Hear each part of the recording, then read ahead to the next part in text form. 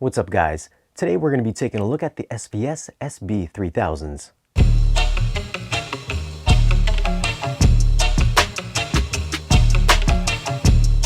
Normally I do an unboxing, but seeing how these have been out for like a year now, there's tons of unboxing videos on YouTube already. Plus, I forgot to hit the record button when I first got them. Anyways, if you're new to the channel and love home theater talk and watching new movies, then consider tapping that subscribe button for new weekly videos. Alright, so I wanted to get two of these in my theater to go up front to even out bass response. Plus my theater isn't all that big, so these little subs fit right up front and take up minimal space. Size-wise, they measure 15.6 inches high by 15.2 inches wide by 17.8 inches deep, and they weigh 54.5 pounds each. They come in a black oak finish or the glossy black that I've got here. Typically I prefer to go with non-shiny gloss since it keeps reflections down, but they sent me the gloss. The SB3000 has a 13-inch driver in a sealed enclosure, and it's got a rated frequency response down to 18 Hz. It's powered by an 800-watt amp with peaks up to 2500. Around the back is the volume, crossover, and phase selections, along with LED status indicators. And here's the auto power on selector. On the left side is the wireless adapter input and unbalanced RCA inputs. It would have been nice to have included XLR ins, but you're going to have to step up to the 4000 series for that.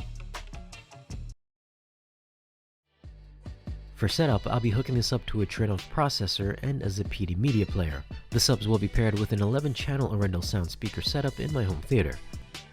I've turned off all room correction in the processor and used only what's built into the SVS, which happens to be a lot.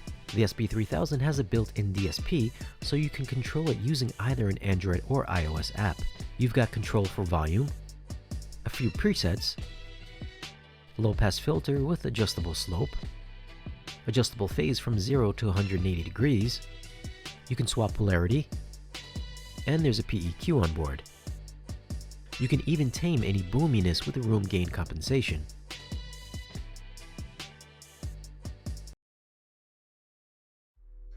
For testing, I use this mainly for movie watching in my theater.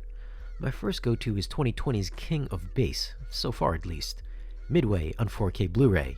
It's got a Dolby Atmos soundtrack, and it can work your subwoofers extremely hard. Jumping over to Chapter 2's first aerial attack, you'll hear a huge buildup of bass followed by some very hard-hitting gunshots. As the scene progresses, there'll be this pulsating 30 Hz tone that just hangs there for about a minute or so. It'll shake everything loose in your house.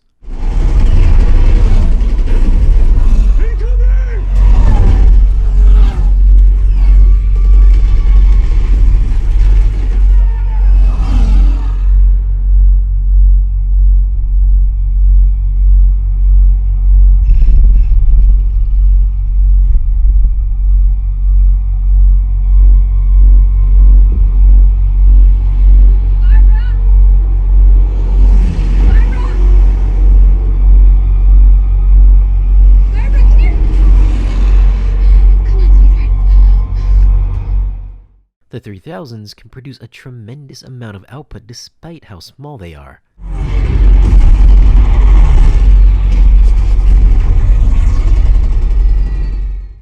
Another very similar scene is the opening chapter of Blade Runner 2049 during the eyeball shot. Instead of a tone around 30 Hz, this one rumbles a bit harder at 35 Hz. It's a prolonged bass note that, if you're not expecting it, might have you worried for your neighbors.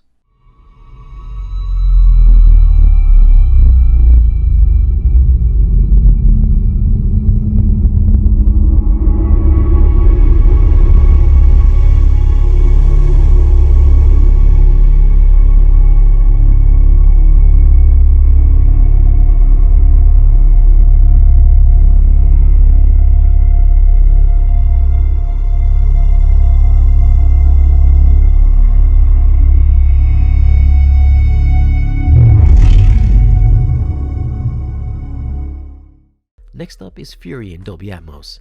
It's another one of my go-to for subwoofer testing. If you're not getting Tarzan chest-thumping bass here during all those tank blasts, then I think it's time to step up your subwoofer game. These little things bang hard around 40 Hz with some extension down to 20.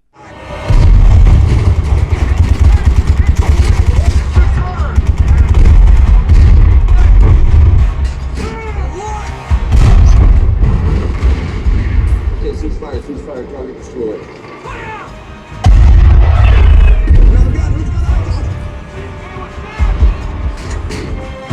Eyes up, everybody. I don't see shit. Got it. Empty tank. 18. Traverse right. I've had a couple ported subs in here recently for review. I'll leave links to those at the end of this video. The ported subs definitely pressurized my room at louder volumes and had lower frequency presence, but they weren't as tactile as these two together, so explosions and gunshots felt like they hit faster and harder with the 3000s.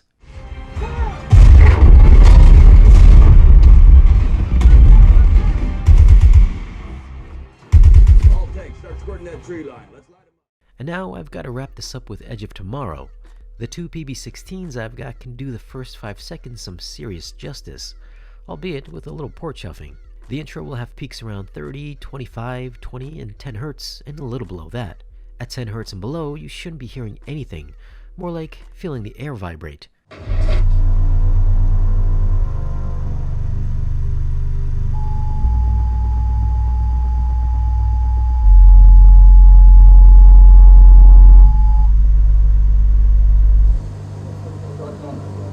I'm not sure if we're even on the air. This is...